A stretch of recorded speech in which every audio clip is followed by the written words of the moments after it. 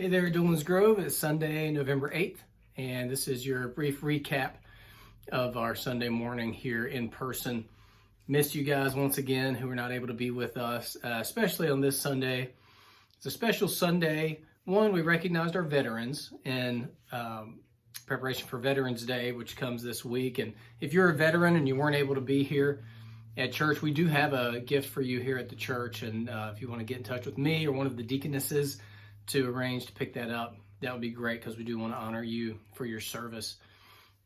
And then two, it was a baptism service. We baptized Anna Glosson this morning, and it was great. And I'm hoping to share some pictures with you guys soon, as well as make her testimony available for you to be able to read her story, how she came to trust and follow Jesus.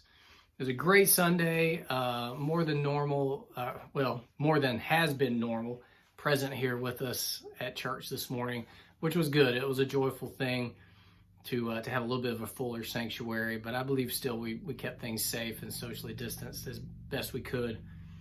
A couple of things to share with you before I share the scripture that we looked at this morning. One, a date, November 21st. We're going to have a fellowship day. This is outside in the parking lot from 1 o'clock to 2:30. We're going to lead through some sharing kind of exercises and things like that, just to kind of reconnect.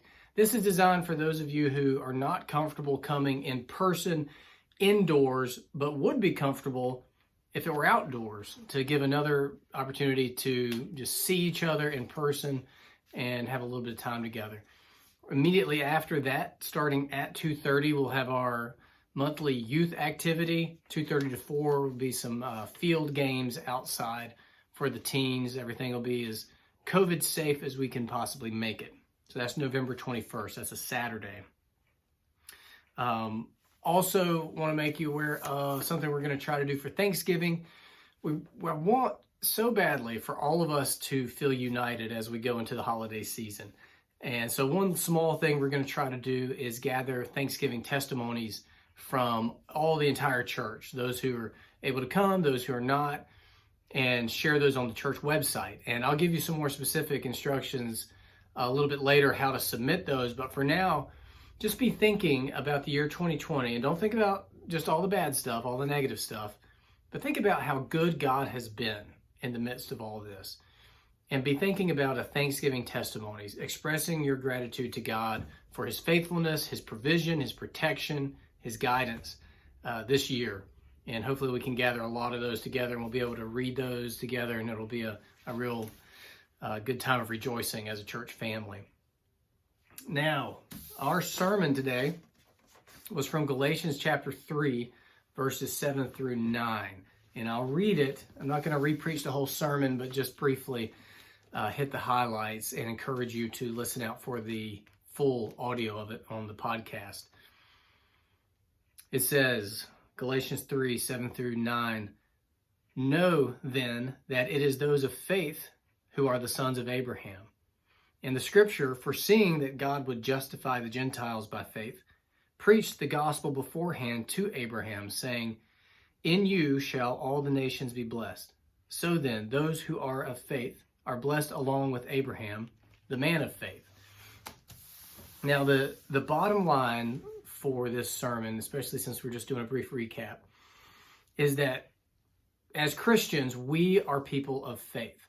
That is what makes us different from non-Christians. It's not that we're more religious than non-Christians. It's not that we're nicer than non-Christians.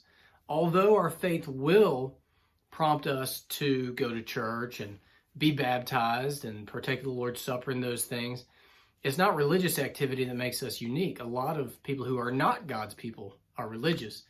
And though our faith in Jesus will make us more Christ-like, including kindness, it's not our kindness or our morality that makes us different, because there's non-Christians who are nice and kind.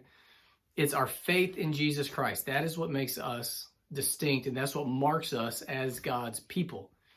The passage refers to Abraham. Abraham had to leave everything he knew in order to trust in God's promises. And he was a man of faith, and that was counted to him as righteousness. Paul wrote the book of Galatians. He had to, when he believed in Jesus, he had to leave behind his Jewish pedigree and all of his Jewish accomplishments in order to preach Jesus and faith in Jesus. The Galatian Christians needed to let go of their insistence upon circumcision in order to believe in justification through faith in Jesus alone. And so it is with us.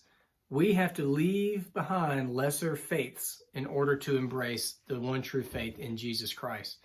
And that is what makes us God's people. It's our beliefs, it's our faith. So just leave you with just that question: how is your faith? Are you clinging to any lesser faith that non-Christians also cling to for security and peace? Or are you trusting and following Jesus? And is that the core of your identity and who you are? As Christians, this passage clearly says that we are, as sons of Abraham, we are welcomed into God's people. Our heritage is faith. Our lineage is faith. Our culture is faith. That's who we are. That's how we want to live this week. And again, I want to encourage you to listen to the full sermon audio on the podcast. There won't be a written recap this week, but you can listen to the audio when the podcast is available later today. I love you guys. I hope you have a good rest of your Sunday and a good week. Bye-bye.